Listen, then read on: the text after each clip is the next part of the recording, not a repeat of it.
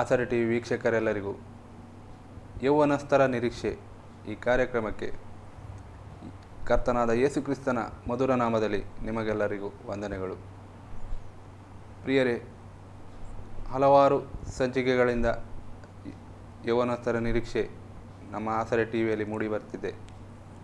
ಅನೇಕ ಯೌವನಸ್ಥರು ತಮ್ಮ ಅನುಭವ ಸಾಕ್ಷಿಗಳನ್ನು ಹೇಳಿ ಕರ್ತನು ಮಾಡಿದ ಅದ್ಭುತಗಳನ್ನು ಹೇಳಿ ಕರ್ತನನ್ನು ಮಹಿಮೆಪಡಿಸುತ್ತಿದ್ದಾರೆ. ಇದು ನಿಮಗೆ ಬಹಳ ಉತ್ತೇಜನಕಾರಿಯಾಗಿದೆ ಎಂದು ನಾವು ನಂಬುತ್ತಿದ್ದೇವೆ. ಇವತ್ತು ನಮ್ಮ ಮಧ್ಯದಲ್ಲಿ ಬೆಂಗಳೂರಿನಿಂದ ಸಿಸ್ಟರ್ ಶಶಿಕಲಾ ಅವರು ಇದ್ದಾರೆ ನಮ್ಮ ಮಧ್ಯದಲ್ಲಿ. ಅವರನ್ನು ಈ ಕಾರ್ಯಕ್ರಮಕ್ಕೆ ಹೃತ್ಪೂರ್ವಕವಾಗಿ ಸ್ವಾಗತ ಸಿಸ್ಟರ್. ನಿಮ್ಮ ಮೂಲ ಊರು ಯಾವುದು ಸಿಸ್ಟರ್? ನಮ್ಮದು ತುಮಕೂರು. ಹುಟ್ಟಿ ಬೆಳೆದಿದ್ದೆಲ್ಲ ತುಮಕೂರಲ್ಲಿ? ಹುಟ್ಟಿ ಬೆಳೆದಿದ್ದೆಲ್ಲ ತುಮಕೂರಿನಲ್ಲಿ ಹುಟ್ಟಿ ಬೆಳೆದಿದ್ದು. ನಿಮ್ಮ ನೀವು ಎಷ್ಟು ಜನ ಮಕ್ಕಳು? ನಾವು 4 ಜನ ಹೆಣ್ಮಕ್ಳು ಮತ್ತು ಒಬ್ಬನು ಗಂಡು ಮಗ. ನನ್ನ ತಂದೆಯವರು ಒಂದು ಆರ್ಟ್ ಡಿಪಾರ್ಟ್ಮೆಂಟಲ್ಲಿ ಕೆಲಸ ಮಾಡ್ತಾಯಿದ್ರು. ನನ್ನ ತಾಯಿ ಹೌಸ್ ವೈಫ್ ಆಗಿದ್ರು.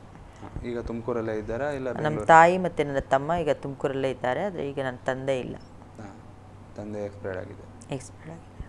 ಏನು ಕೆಲಸ ಮಾಡ್ತಿದ್ರು ಮನೆ? ಅಂದರೆ ನಿಮ್ಮ ಜಮೀನಿನ ಕೆಲಸನ? ನನ್ನ ತಂದೆ ಆರ್ಟ್ ಡಿಪಾರ್ಟ್ಮೆಂಟಲ್ಲಿ ಮ್ಯಾನೇಜರ್ ಆಗಿ ಕೆಲಸ ಮಾಡ್ತಾರೆ ತುಮಕೂರಿನಲ್ಲಿ. ಮತ್ತು ನಿಮ್ಮ ವಿದ್ಯಾಭ್ಯಾಸ ಎಲ್ಲ ತುಮಕೂರಲ್ಲೇ ಆಯಿತಾ? ನನ್ನ ವಿದ್ಯಾಭ್ಯಾಸ ಕೂಡ ತುಮಕೂರಲ್ಲೇ ಆಯಿತು. ನಾವು ಹುಟ್ಟಿ ಬೆಳೆದಿದ್ದೆಲ್ಲ ನಾವು ಒಂದು ಹಿಂದೂ ಹಿನ್ನೆಲೆಯಿಂದ ಹುಟ್ಟಿ ಬಂದಿದ್ದೇವೆ. ಮತ್ತು ನಾನು ಓದಿರೋದು ಈಗ ನಾನು ಡಿಗ್ರಿಯನ್ನು ಕಂಪ್ಲೀಟ್ ಮಾಡಿದ್ದೀನಿ. ನಾನು ಕೂಡ ಕೆಲವು ಕಡೆ 2 ವರ್ಷ ವರ್ಕ್ ಮಾಡಿದ್ದೀನಿ. ಅಂದರೆ SLC ತನಕ ತುಮಕೂರಲ್ಲೇ? SLC ಮತ್ತು ಡಿಗ್ರಿ ಎಲ್ಲ ಕೂಡ ನಾನು ತುಮಕೂರಲ್ಲೇ ಮಾಡಿದ್ದೀನಿ. ಅಲ್ಲಿಂದ ಮತ್ತೆ ಓದಿ ಬೆಂಗಳೂರಿಗೆ ಬಂದರೆ? ಬೆಂಗಳೂರಿಗೆ ಬಂದಿವಿ. ಬೆಂಗಳೂರಲ್ಲಿ ಯಾವ ಏರಿಯಾಕ್ಕೆ? ನಾವು ಇರೋದು ಇವಾಗ ಆಡುಗೋಡಿ. ಈ PUC ಈ ಸ್ಕೂಲ್ ಲೈಫಲ್ಲಿ ನಿಮ್ಮ ಲೈಫ್ ಹೇಗಿತ್ತು? ಸ್ಕೂಲ್ ಲೈಫಲ್ಲಿ ಎಲ್ಲ ಲೈಫ್ ಚೆನ್ನಾಗೇ ಇತ್ತು. ಹೇಳ್ಕೊಳ್ಳೋ ಥರ ಎಲ್ಲ ಏನು ಅಷ್ಟಿರಲಿಲ್ಲ. ಅಂದರೆ ನನ್ನ ತಂದೆ ಒಂದು ಒಳ್ಳೆ ಕೆಲಸದಲ್ಲಿ ಇದ್ದಿದ್ದರಿಂದ ಚೆನ್ನಾಗಿ ನಮ್ಮನ್ನು ಬೆಳೆಸಿದ್ರು ಮತ್ತು ನಾವು ಚೆನ್ನಾಗಿದ್ವಿ. ಆದರೆ ಕೆಲವೊಂದು ವಿಚಾರದಲ್ಲಿ ನಮಗೆ ಸಮಾಧಾನ ಅನ್ನೋದು ಇರಲಿಲ್ಲ. ಅಷ್ಟೇ ಬಿಟ್ಟರೆ ನಾವೆಲ್ಲ ಬೇರೆ ವಿಚಾರದಲ್ಲಿ ನಮ್ಮ ತಂದೆ ಚೆನ್ನಾಗಿ ನೋಡ್ಕೊಳ್ತಾ ಇದ್ರು. ನಾವು ಖುಷಿಯಾಗಿ ಇದ್ವಿ.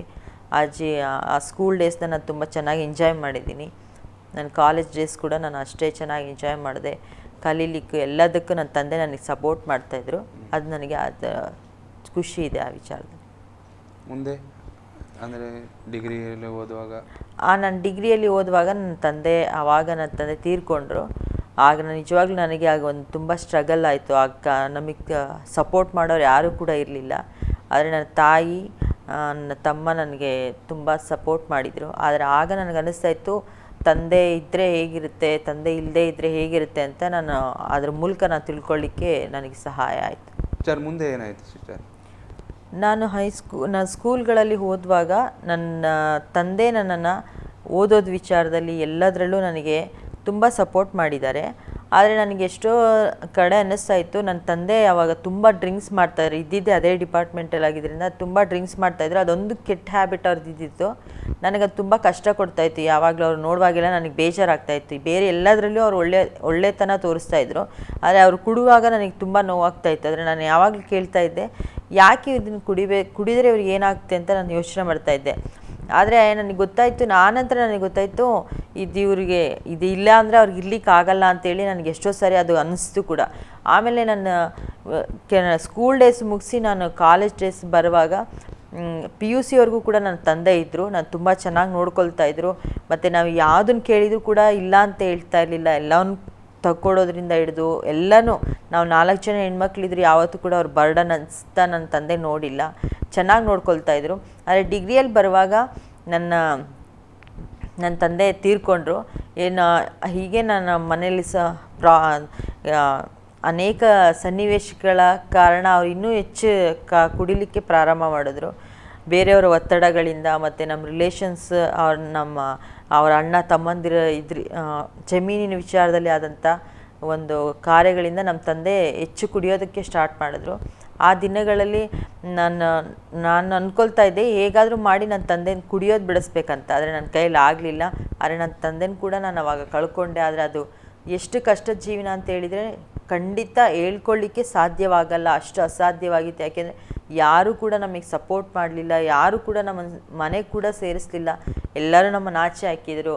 ಅಂದರೆ ನನ್ನ ತಾಯಿ, ನನ್ನ 3 ಜನ ಅಕ್ಕಂದರಿಗೂ ಕೂಡ ನಮ್ಮ ತಂದೆ ಇರುವಾಗಲೇ ನಮ್ಮ ಮದುವೆ ಕೂಡ ಮಾಡಿದರು. ಒಳ್ಳೆ ಕಡೆ ನೋಡಿ ಚೆನ್ನಾಗೇ ಮದುವೆ ಮಾಡಿಕೊಟ್ರು. ಆದರೆ ನನ್ನ ತಮ್ಮನ ನೋಡ್ಕೊಳ್ಳಿಕ್ಕೆ ಕೂಡ ಯಾರಿರಲಿಲ್ಲ. ಆ ದಿನಗಳಲ್ಲಿ ನಾನು ಓದ್ಲಿಕ್ಕೆ ತುಂಬ ಕಷ್ಟ ಆಯಿತು. ಯಾಕೆ ಅಂತ ಹೇಳಿದರೆ ಆವಾಗ ನಮ್ಮ ತಂದೆ ಬೇರೆ ಏನನ್ನು ಹಣ ಆಸ್ತಿ ಯಾವುದೂ ಸಂಪಾದನೆ ಮಾಡಲಿಲ್ಲ. ಅವರು ಏನಪ್ಪ ಅಂತ ಹೇಳಿದರೆ ಮಕ್ಕಳೇ ನಮಗೆ ಆಸ್ತಿ ಆ ಥರ ಯೋಚನೆ ಮಾಡ್ತಾಯಿದ್ರು ಯಾವಾಗಲೂ. ಆದರೆ ನಮ್ಗೆ ಯಾವುದೂ ಕೊರತೆ ಮಾಡ್ತಾ ಇರಲಿಲ್ಲ. ಆದರೆ ನನ್ನ ತಂದೆ ಕಳ್ಕೊಂಡಾಗ ನನಗೆ ಜೀವನ ಕಷ್ಟ ಅಂತ ಅನ್ನಿಸ್ತು. ಏನು ತಕ್ಕೊಡೋರು ನಮ್ಗೆ ಇರ್ತಾ ಇರಲಿಲ್ಲ. ಮತ್ತು ನನ್ನ ತಾಯಿನ ಯಾವುದಕ್ಕೂ ನಾನು ಯಾವತ್ತೂ ಡಿಪೆಂಡ್ ಆಗಿರಲಿಲ್ಲ. ಆವಾಗ ನಾನು ಕೇಳಲಿಕ್ಕೆ ಕೂಡ ನನಗೆ ಕಷ್ಟ ಆಗ್ತಾಯಿತ್ತು. ಆದರೆ ನನ್ನ ತಾಯಿ ಆ ಸಮಯದಲ್ಲಿ ನಮಗೋಸ್ಕರ ತುಂಬ ಕಷ್ಟಪಟ್ಟು ನಮ್ಮನ್ನು ಸಾಕಿ ನಮ್ಮನ್ನೊಂದು ಲೆವೆಲಿಗೆ ತಂದು ನಿಲ್ಲಿಸಿದ್ದಾರೆ. ಅದಕ್ಕೆ ನಾನು ಅವ್ರನ್ನ ತುಂಬ ನೆನೆಸ್ತೀನಿ ಯಾವಾಗಲೂ. ಮತ್ತು ನನ್ನ ತಮ್ಮನಿಗೆ ಕೂಡ ಹೇಳ್ಬೇಕಂತ ಹೇಳಿದರೆ, ನನ್ನ ತಮ್ಮ ಅವನು ಓದಲಿಲ್ಲ. ನನ್ನ ತಮ್ಮ ನನ್ನನ್ನು ಓದಿಸ್ಲಿಕ್ಕೋಸ್ಕರ ನಾನೊಂದು ಲೆವೆಲ್ಗೆ ಹೋಗ್ಬೇಕಂಥೇಳಿ ನಾನು MA ಕೂಡ ಫಸ್ಟ್ ಇಯರ್ವರೆಗೂ ಮಾಡಲಿಕ್ಕೆ ನನ್ನ ತಮ್ಮ ನನಗೆ ಸಹಾಯ ಮಾಡ್ದ. ಅವನು ಓದೋದು ಬಿಟ್ಟು ನನಗೆ ಎಲ್ಲ ವಿಚಾರದಲ್ಲಿ ಸಪೋರ್ಟ್ ಮಾಡಿ ನನ್ನ ತಾಯಿ, ನನ್ನ ತಮ್ಮ ನನಗೊಂದು ಲೆವೆಲಿಗೆ ತಂದು ನಿಲ್ಲಿಸಿದರು. ಮತ್ತು ನಾನು ನೆನೆಸ್ತಾ ಇದ್ದೆ. ಆವಾಗ ನನಗೆ ಗೊತ್ತಾಯಿತು ನನಗೆ ತಂದೆ ಬೆಲೆ ಏನಂತ. ನನಗೆ ತುಂಬ ಅರಿವಾಗಿದ್ದು ನನಗೆ ಅವ್ರನ್ನ ಕಳ್ಕೊಂಡವಾಗ ನನಗೆ ತುಂಬ ನೋವಾಯಿತು. ಆಗ ನಾನು ತಿಳ್ಕೊಂಡೆ, ಯಾವುದೇ ವಸ್ತು ಇರುವಾಗ ಅದ್ರ ಬೆಲೆ ಗೊತ್ತಾಗಲ್ಲ, ಆದರೆ ಕಳ್ಕೊಂಡ್ರೆ ಅದ್ರ ಬೆಲೆ ತುಂಬ ಜಾಸ್ತಿ ಅಂತೇಳಿ ನನಗೆ ಆ ಸನ್ನಿವೇಶದಲ್ಲಿ ನನಗೆ ತುಂಬ ಅರ್ಥ ಆಯಿತು. ಇದು ನನಗೆ ನನ್ನ ಜೀವನದಲ್ಲಿ ಪಾಠ ಕಲಿಸ್ತು ಅಂತ ನಾನು ಎಷ್ಟೋ ಸಾರಿ ನಾನು ನೆನೆಸಿದ್ದುಂಟು ಇದ್ರ ವಿಚಾರವಾಗಿ. ಸಿಸ್ಟರ್, ನೀವು ಹೇಳ್ತಾ ಇದ್ರಿ ತಂದೆ ತುಂಬ ಕುಡಿತಾ ಇದ್ರು. ಅವರು ಆಮೇಲೆ ಎಕ್ಸ್ಪೈರ್ ಆಗಿದ್ದು ಕುಡಿತದಿಂದನೇ ಇದಾಗಿದ್ದ? ಹೌದು. ನಮ್ಮ ತಂದೆ ಯಾವಾಗ ತುಂಬ ಸ್ಟ್ರೆಸ್ ಆಗಿದ್ರು ಮತ್ತು ಅವರು ಬೇರೆಯವ್ರ ಒತ್ತಡಕ್ಕೆ ಯಾವಾಗ ಇದಾದರೂ ಇನ್ನೂ ಹೆಚ್ಚು ಕುಡಿಯೋಕ್ಕೆ ಸ್ಟಾರ್ಟ್ ಮಾಡುವಾಗ ಅವ್ರು ಸಡನ್ ಒಂದು ದಿನ ಅವ್ರಿಗೆ ಹಾರ್ಟ್ ಅಟ್ಯಾಕ್ ಆಗಿ ಅವರು ಸಾಯಬೇಕಾದ ಪರಿಸ್ಥಿತಿ ಬಂತು. ಹೆಚ್ಚು ವಯಸ್ಸಾದವರು ಅಂತ ಎಲ್ಲ ಏನಿಲ್ಲ, ಆದರೆ ಆ ಆಯೋ ವಯಸ್ಸು ಕೂಡ ಇರಲಿಲ್ಲ. ಆದರೆ ಎಲ್ಲ ಡಾಕ್ಟರ್ಸ್ ಹೇಳಿದರು ಅವ್ರು ತುಂಬ ವಿಪರೀತ ಕುಡಿತ ಮಾಡಿದ್ದಕ್ಕೆ ಈ ಥರ ಆಗಿದ್ದವರಿಗೆ ಅಂತ ಹೇಳಿ ಡಾಕ್ಟರ್ಸ್ ಕೂಡ ಹೇಳಿದ್ರು ಅವಾಗ. ಈ ಎಷ್ಟು ಸಮಯದ ಹಿಂದೆ ಸಿಸ್ಟರ್, ಅಂದರೆ ಎಷ್ಟನೇ ವರ್ಷದಲ್ಲಿ ಇದೆಲ್ಲ ನಡೆದಿದ್ದು? ಇಸ್ವಿ ಬಂದು 2000 ಇಸ್ವಿಯಲ್ಲಿ ಅವ್ರಿಗೆ ಈ ಥರ ಆಯಿತು. 2000ನೇ ಇಸ್ವಿಯಲ್ಲಿ ಅವ್ರು ಎಕ್ಸ್ಪೈರ್ ಆದ್ರ? ಅವರು ಎಕ್ಸ್ಪೈರ್ ಆದಮೇಲೆ ನಿಮ್ಮ ಕುಟುಂಬ ಜೀವಿತ ಹೇಗಿತ್ತು ಅಲ್ಲಿ? ಕುಟುಂಬ ಜೀವಿತ ಕಷ್ಟ ಆಗಿತ್ತು ನಮಗೆ. ಯಾಕೆಂತ ಹೇಳಿದರೆ ಎಲ್ಲದನ್ನು ನಮ್ಮ ತಂದೆನೇ ನಾವು ಅವಲಂಬಿಸಿದ್ವಿ. ಅವರೇ ಎಲ್ಲ ನಡೆಸ್ತಾ ಇದ್ರು, ಯಾವುದೇ ಕಷ್ಟ ಕೂಡ ನಮಗೆ ಕೊಟ್ಟಿರಲಿಲ್ಲ.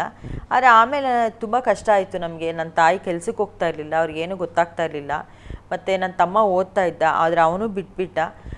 ಮತ್ತು ನನ್ನ ತಾಯಿಗೆ ಎಲ್ಲಿ ಕೆಲಸ ಮಾಡಬೇಕು ಹೇಗೆ, ಯಾಕೆಂದರೆ ಅವ್ರು ಓದಿಲ್ಲ, ಏನು ಕೆಲಸ ಮಾಡಬೇಕಂತದ್ದೇನೂ ಗೊತ್ತಿರಲಿಲ್ಲ.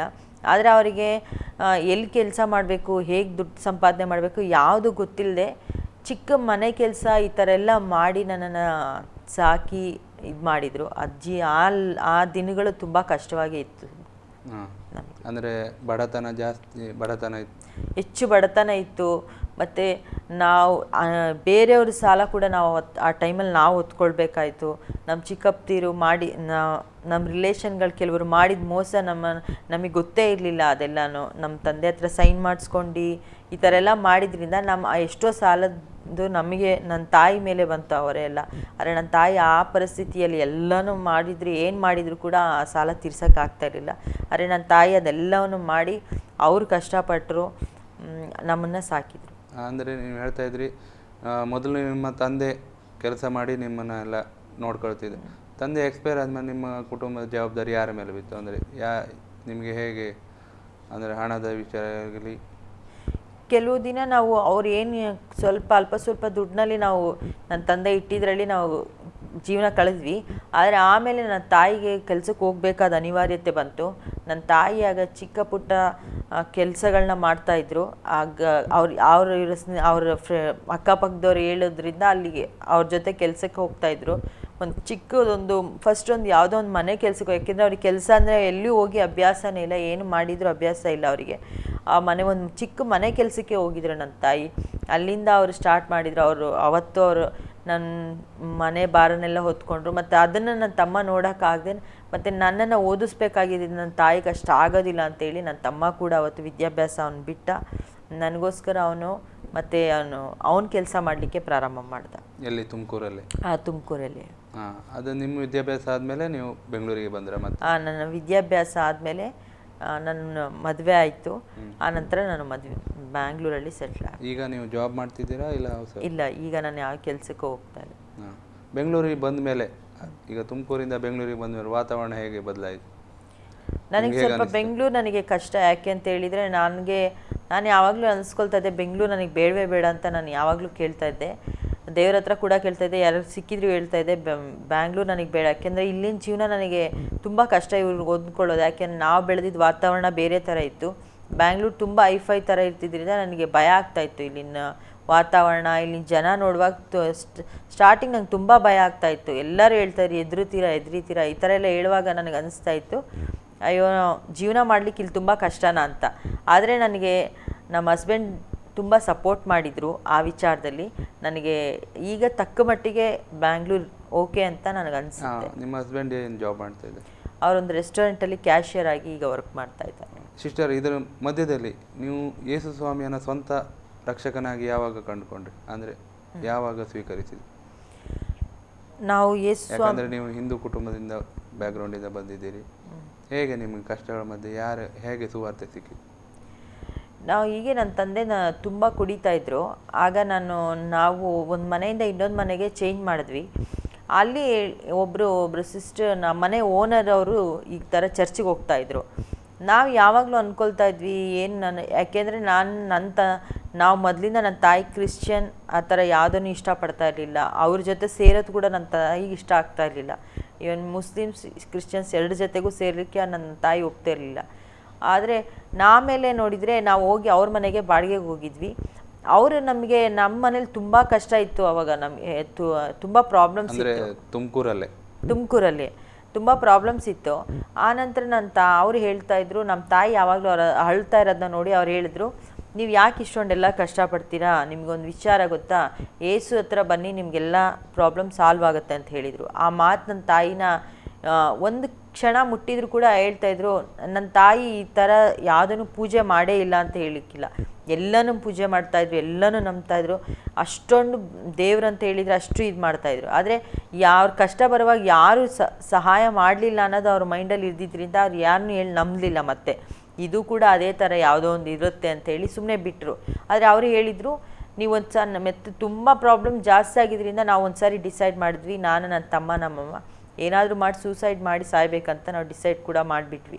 ನಾವು ಒಂದಿನ ಹೋಗುವಾಗ ನಮಗೆ ದಾರಿಯಲ್ಲಿ ಮತ್ತೆ ಅವರು ನಮ್ಮ ಮನೆ ಓನರ್ ನಮಗೆ ಗೊತ್ತಿಲ್ಲ, ನಮಗೆ ಅವರು ಸಿಗ್ತಾರಂತಲೇ ಗೊತ್ತಿಲ್ಲ. ನಾವು ಮನೆಯಿಂದ ನಾವು 3 ಜನ ಆ ಥರ ಸೂಸೈಡ್ ಮಾಡಲೇಬೇಕಂತ ಹೋಗುವಾಗ ಸಮಯದಲ್ಲಿ ಅವ್ರು ಸಿಕ್ಕಿದ್ರು. ಅವ್ರು ಹೇಳಿದರು, ಅವತ್ತು ಶುಕ್ರವಾರ ಅನಿಸುತ್ತೆ. ಆವಾಗ ನಾವು ಸಂಡೇ ಬರಲಿಕ್ಕೆ ಏನೋ ಒಂದು ಪ್ರೇಯರ್ ಮೀಟಿಂಗ್ ಇತ್ತಂತ ಹೇಳಿ ಅವ್ರು ನಮ್ಮನ್ನು ಅದಕ್ಕೆ ಕರೆದ್ರು. ಬರುವಾಗ ಕೇಳಿದರು, ನೀವು ಎಲ್ಲಿ ಹೋಗ್ತಾ ಇದ್ರಿ ಅಂತ ಕೇಳಿದರು. ನಾವು ಹೇಳಿದ್ವಿ, ನಾವು ಇಲ್ಲೇ ಹೋಗ್ಬಿಟ್ಟು ಬರ್ತೇವೆ ಅಂತ ಹೇಳಿದ್ವಿ.